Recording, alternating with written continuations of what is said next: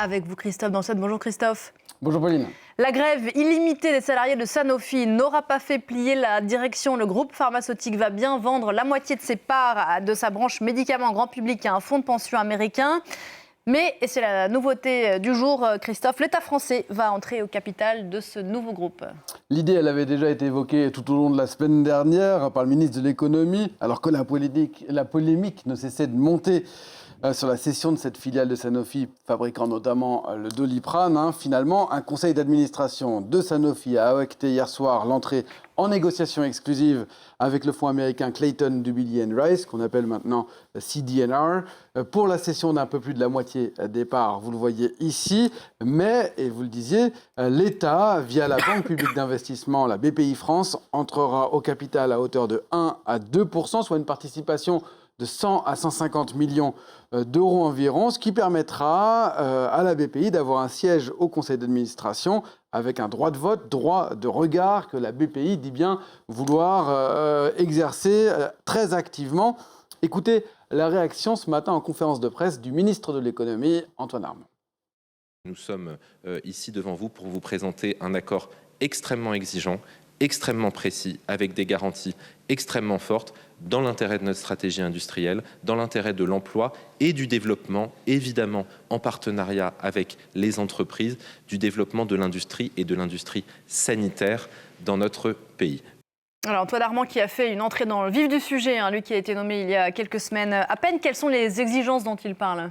Le ministre de l'économie et de l'industrie qui était à côté de lui ont scellé un accord tripartite avec Sanofi et le futur nouvel actionnaire, CD&R. Le nouveau groupe s'engage sur 4 points. Il maintient d'une part le siège social et tous les processus de décision en France, l'outil industriel également, c'est-à-dire les 2 usines actuelles, mais aussi toute l'unité recherche et développement, donc les emplois. Surtout, le futur Opella devra s'approvisionner auprès de fournisseurs français et notamment à partir de 2026, la nouvelle usine Séquence qui fabriquera en France le principe actif du paracétamol, principe actif qui jusqu'à présent est fabriqué en Chine. Enfin, Opella s'engage à garantir l'approvisionnement en France de 4 molécules jugées essentielles, en particulier le paracétamol, l'aspirine ou encore un antidiarrhée, y compris pour les médicaments, et ça c'est important, qui ne seraient pas fabriqués dans l'Hexagone. Le futur actionnaire s'engage par ailleurs par écrit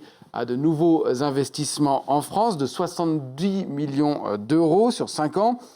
Les cabinets des 2 ministres estiment que l'État a ainsi obtenu la plus grande garantie, d'autant plus que le non-respect de ces engagements serait fortement sanctionné, avec des amendes pouvant aller de 100 000 euros par licencié pour chaque licenciement économique qui aurait lieu, à 100 millions d'euros pour le non-respect des clauses sur ces garanties d'approvisionnement en France. Il y avait pourtant, Christophe, un candidat français à la reprise partielle d'Opella. Pourquoi ne pas l'avoir choisi ?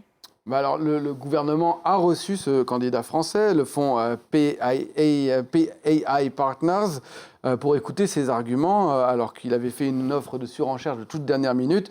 Mais le groupe pharmaceutique Sanofi a écarté cette offre immédiatement, indiquant qu'elle était arrivée trop tard. Et Bercy estime que ce n'était pas de son ressort de s'immiscer dans cette décision. Opella, ce n'est pas un petit groupe. C'est le numéro 3 mondial des médicaments grand public. Il fabrique le Doliprane, on l'a dit, mais aussi le Maalox, la Lysopaïne, la Spégic. Au total, une centaine de références dans une centaine de pays, avec 11 000 salariés dans le monde. Alors 1700 en France, c'est donc une petite partie, mais en France, il y a le siège social à Neuilly-sur-Seine et surtout 2 usines qui se trouvent à Lisieux et à Compiègne, celle justement qui fabrique le Doliprane. L'année dernière, le groupe Opella a réalisé un chiffre d'affaires d'un peu plus de 5 milliards d'euros, soit 12% du chiffre d'affaires total de Sanofi. 5 milliards, c'est une vache à lait, comme on dit. Pourquoi s'en séparer ?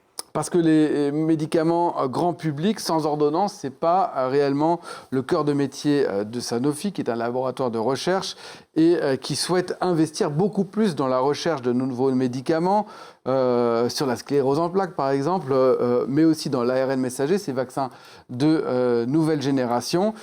mais aussi peut-être peut faire des acquisitions de start-up. Et pour ça, le groupe il a besoin de cash rapidement. Cette cession partielle d'Opella rapporterait plus de 7 milliards d'euros tout de suite.